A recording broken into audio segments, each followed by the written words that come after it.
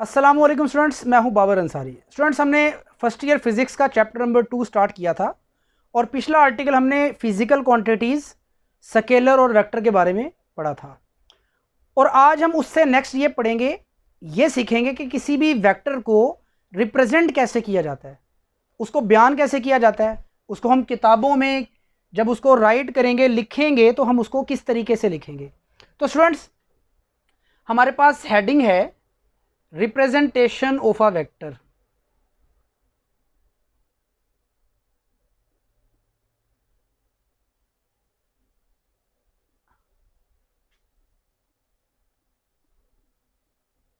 Students, represent करने के जो तरीके हैं हमारे पास वो दो हैं। एक है सिंबॉलिक वे, सिंबल की मदद से वेक्टर को रिप्रेजेंट करना, और दूसरा हमारे पास मेथड होगा ग्राफिकल वे।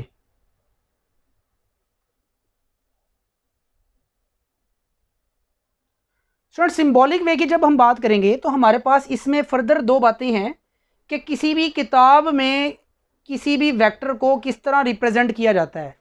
तो अगर हम किताब की बात करें तो किताब में क्या होता है, किसी भी लेटर को by bold face letter represent किया जाता है। मसलन देखें, मैं फोर्स की बात करना चाहता हूं और मैं बताना चाहता हूं कि फोर्स एक वेक्टर फॉर्म है। तो अब बुक वाला कहता है कि मैं इसको बोल्ड फेस लेटर की मदद से लिखूंगा, यानी मैं इसको थोड़ा सा गाढ़ा बना दूंगा, इसको मैं ड्राइंग करके थोड़ा सा गाढ़ा कर दूंगा। तो अब अगर ये इस शक्ल में लिखा हुआ है तो ये एक वेक्टर है, इसको मैं कहूँगा force is a vector quantity. और अगर मैं इसके साथ कोई और एग्जांपल लेता हूँ, जैसे वेलोसिटी, तो मैं इसको वेलोसिटी को सिंपल नहीं लिख सकता, बल्कि मैं इसको बोल्ड फेस लेटर की मदद से बयान करूँगा। तो ये हमारे पास हो जाएगा एक वेलोसिटी वेक्टर। स्टूडेंट्स, इसके अलावा जितने भी वेक्टर्स हैं तमाम के तमाम को बोल्ड फेस लेटर के ज़रिए लिखा जाएगा। एक तरीका वो है जो हम करते हैं हैंड रिटन फॉर्म में, यानी अगर मुझे किसी वेक्टर को लिखना पड़ जाए तो मैं उस वेक्टर को कैसे लिखूं। देखें, अब आप एक स्टूडेंट की नज़र से देखें तो आप अगर बार बार किसी भी लेटर को बोल्ड फेस लेटर बनाएंगे तो आपको अलग से एक स्पेशल काम करना पड़ेगा, आपकी रवानगी मुतासिर होगी, आप अपने काम से हट के ड्राइंग करना शुरू हो जाएंगे। तो अब हैंड रिटन में हम क्या करते हैं, हम फोर्स को सिंपल एफ लिखते हैं, जैसे हम नॉर्मल लिखा जाता है किसी भी लेटर को, और फिर इसके ऊपर हम एरो डाल देते हैं। तो एरो डालने से हमें पता चलता है कि ये एक वेक्टर क्वांटिटी है। इसी तरह वेलोसिटी की बात करूंगा, मैं सिंपल लिखूंगा वी और इसके ऊपर डाल दूंगा एक एरो। इसी तरह बेटा, वेक्टर को रिप्रेजेंट करने का एक और तरीका है कि मैं फोर्स लिखकर डाउनवर्ड में एक एरो डाल देता हूँ उसकी बॉटम में, तो यहाँ पे भी एक एरो डाल दिया बॉटम में, तो ये भी वेक्टर को रिप्रेजेंट करने का एक तरीका है। लेकिन ज़्यादा यूज़ ये वाला मेथड होता है, यानी हम जहाँ कहीं भी यूज़ करेंगे ये वाला मेथड यूज़ करेंगे कि वेक्टर के ऊपर हमेशा एक एरो डाल दो, तो वो एक वेक्टर क्वांटिटी है। तो देखिए, वेक्टर क्वांटिटीज़ में के बारे में हमने पढ़ा कि उसके अंदर दो चीज़ें होती हैं, एक उसकी मैग्नीट्यूड और दूसरी उसकी डायरेक्शन। तो ये वेक्टर तो है, लेकिन what is the magnitude of this vector. तो अगर मैं उसकी बात करूँगा तो मैं कहूँगा कि सिंपल मैग्नीट्यूड को खाली एफ की मदद से रिप्रेजेंट कर दो, यानी जहाँ कहीं मैंने खाली एफ लिखा होगा और इसके ऊपर या नीचे कहीं भी मैंने कोई एरो नहीं डाला होगा तो मैं कहूँगा दिस इज़ अ मैग्नीट्यूड। ये उसकी क्वांटिटी है, मिकदार है उसकी। एक मेथड ये है, और एक मेथड है कि फोर्स लिखकर मैं साथ में मॉड डाल देता हूँ। मॉड दो लाइनें होती हैं जो रिप्रेजेंट करती हैं कि ये भी फोर्स की मैग्नीट्यूड है। तो मैं दोनों में से कोई भी मेथड इस्तेमाल कर सकता हूँ। आपकी किताब में दोनों मेथड यूज़ हुए हैं, तो आपको दोनों पता होने चाहिए कि ये मैग्नीट्यूड को रिप्रेजेंट करने का तरीका है। तो स्टूडेंट्स, ये हमने पढ़ लिया सिंबॉलिक वे। अब हम ग्राफिकल वे में आते हैं। तो देखिए, ग्राफिकल वे में क्या किया जाएगा, ग्राफ बनाया जाएगा। ग्राफ क्या होता है, एक पिक्टोरियल वे, पिक्चर बनाकर, ग्राफ बनाकर अपनी बात समझाना।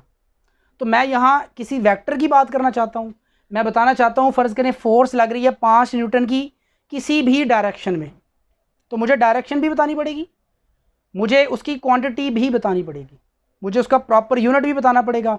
तो मैं क्या करूँगा, देखें स्टूडेंट्स, मैं ये करूँगा कि मैं एक स्ट्रेट लाइन ड्रा करूँगा और उसके किसी एक डायरेक्शन में एरो डाल दूंगा। अब ये जो मैंने एरो डाला है ये डायरेक्शन को रिप्रेजेंट करता है, ये मुझे बताएगा कि वेक्टर की डायरेक्शन किधर है। और ये जो चीज़ है, फर्ज करें ये फोर्स वेक्टर है, तो मैंने इसको लिख दिया एफ। अब what is the magnitude of this F? तो देखें यहां से लेकर यहां तक जो लेंथ ऑफ द लाइन है, लेंथ है जो इसकी, वो इसकी मैग्नीट्यूड को रिप्रेजेंट करेगी। तो ये हमें पता चल गया कि वेक्टर को ग्राफिकल वे में रिप्रेजेंट करना है, तो ये मेथड है।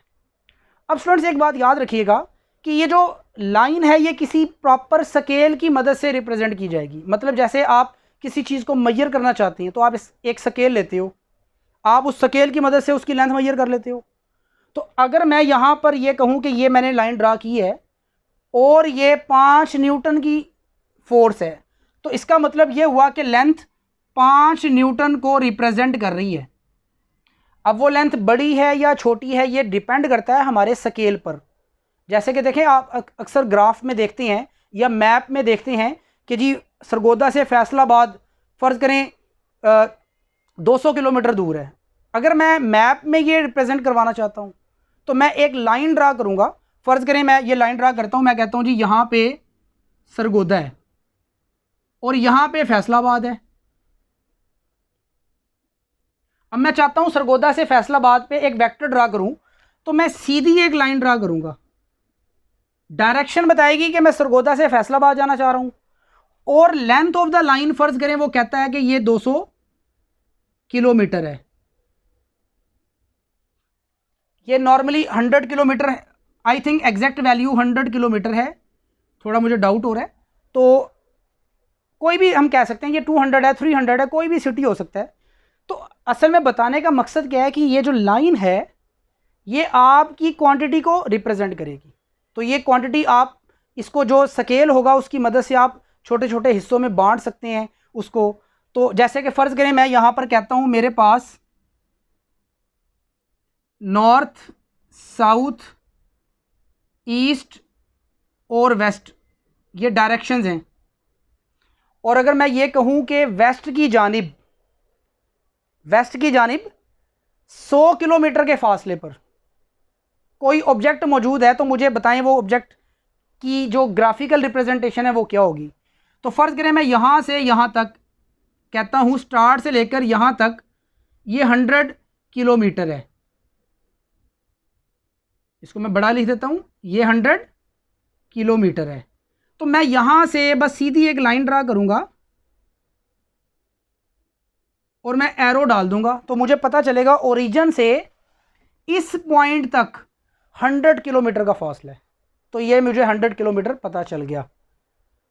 तो अब देखें ये जो डायरेक्शन है ये हम यहाँ पर डिस्प्लेसमेंट की बात कर रहे हैं, क्योंकि डिस्प्लेसमेंट एक वेक्टर है। तो यहाँ डिस्प्लेसमेंट है 100 किलोमीटर। जी बेटा बात क्लियर हुई? ये हमारे पास ग्राफिकल रिप्रेजेंटेशन है।